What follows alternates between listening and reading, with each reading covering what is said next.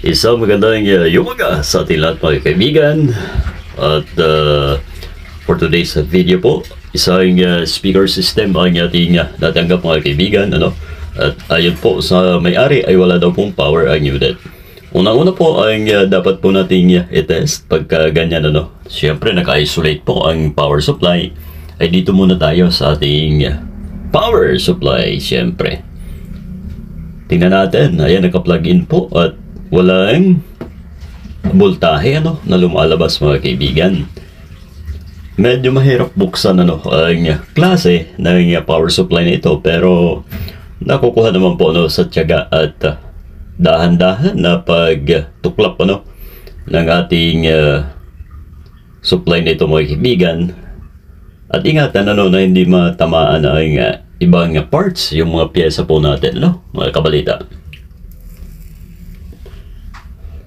So ayan.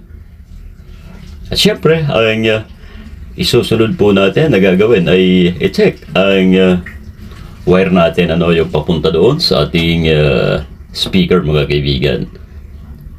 Dapat po nating malaman kung may putol ba o wala ang wire na yan mga kabalita. Ayan, gaya po nito. I-continuity test po natin. Then, saka na naman po tayo magpapatuloy doon sa ating next na gagawin. Alright, continuity test muna. Ang ganitong paraan mga kaibigan ay paghanap kung may putol ang ating wire. Ayan, buo po yung kabila at ilalagay naman po natin sa gitna mga kaibigan. Ayun, gumalaw din po pasensya na at medyo against the light ang ating camera. So buo po ang wire po natin mga kabalita. At syempre maghahanap na po tayo ng sirang pyesa. Ito naman yung mga ganitong klase ng power supply mga kaibigan. Wag lamang po sira yung ating drive IC ay nagagawa po naman. At ang kung pagbabasihan po ang ating paggawa experience mga kaibigan, ang madalas po natin na nakukuha dito ay isang shorted na diode mga kabalita. So baka ganun din ang isa na ito.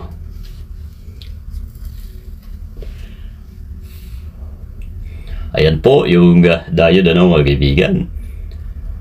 At kung hindi po tayo nagkakamali, ito ay 5 amperes mga kaibigan. At ito ay 100 volts. Ayun.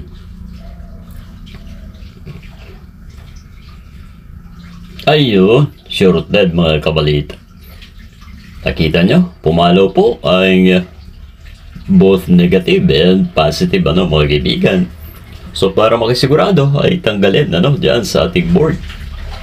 Kasi hanggat nakakabit ay hindi po maiwasan na magkaroon ng continuity ang ating pyesa na yan. So ihang po natin yan ang tamang proseso ng pag-check ng diode na yan mga kabalita. Alright. So ito, at atin pong iangat muna ayan, tanggal na po. Mas maigi ibabalik lang po natin pagkabuo ang diode. Forward. Check. Ayun pumalo din mga kaibigan. At babalik ta rin natin reverse. At pumalo din po mga kabalita. Ito po yung value natin Ayan ang 5 amperes na diode mga kaibigan. So dapat po ay palitan po natin ang kaparehas na value ang ating piyesang ito, dahil pag hindi ay kakaroon ng komplikadong sitwasyon mga kaibigan. Marami po tayo niyan naka-reserve na po ang ating mga diode na yan.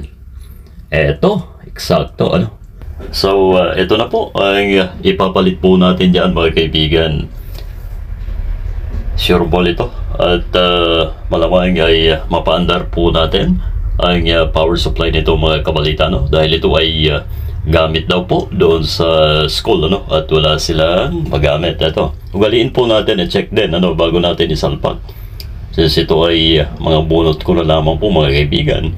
Dahil kung o-order ay medyo mahal, ano? Mas mahal pa yung shipping fee po natin. Ayan, alright, lagay po natin medyo maiksi ang kabilang paa, no? Dudugtungan na lamang po natin mamaya ng kaunti ng mga kabalita.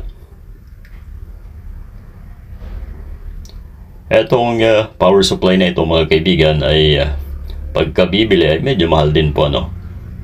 So pagka may time naman na at gusto na ipa-repair, ano, ng may-ari ng unit ay pwede naman po yan mga kaibigan. Sa murang singilan. Magkano nga ba? Alright. So ito, ihinang na po muna natin. And then syempre, pag-plugin na po natin agad ito, no?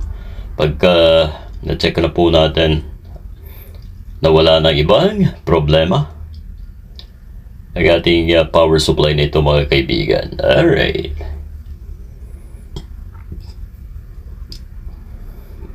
So yun, nagdugtong po tayo dahil medyo bitin, ano, ang kanyang pin. Ayan, medyo pabilisin natin ang video para hindi kayo mainip. Ito ay 15 volts, ano mga kaibigan, at ayon dito sa ating specs ay 2 amperes, ano, ang power supply na ito mga kaibigan. So okay na, hindi na po pumalo gaya po kanina na kabilaan ay pumapalo po ang diode natin, ano mga kaibigan.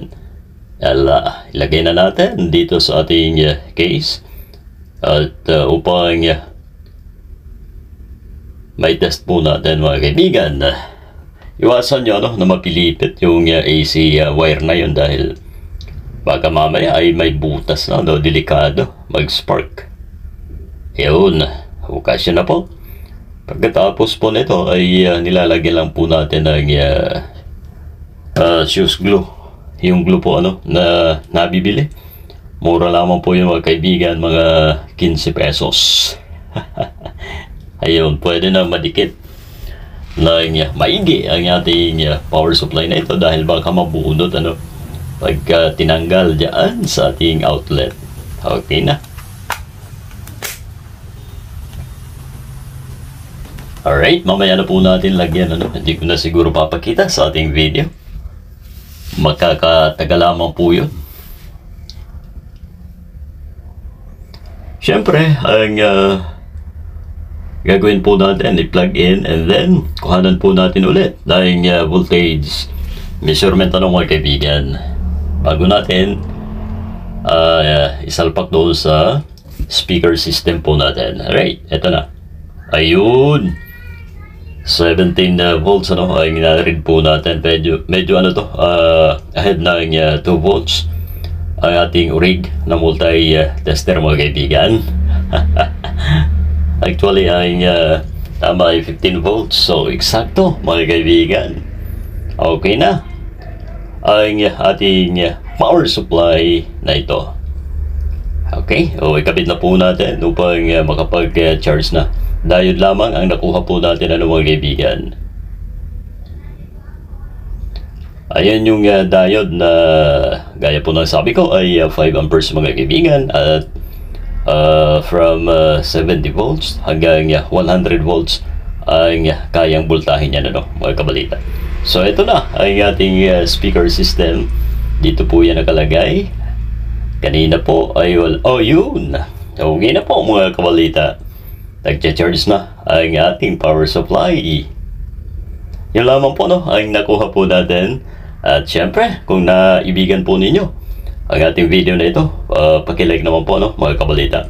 Maraming salamat po sa inyo lahat sa patuloy na pagtangkilik sa ating mga ina-upload na video, Facebook man o sa ating YouTube channel mga kaibigan. Okay na po, goods na ang ating unit na ito.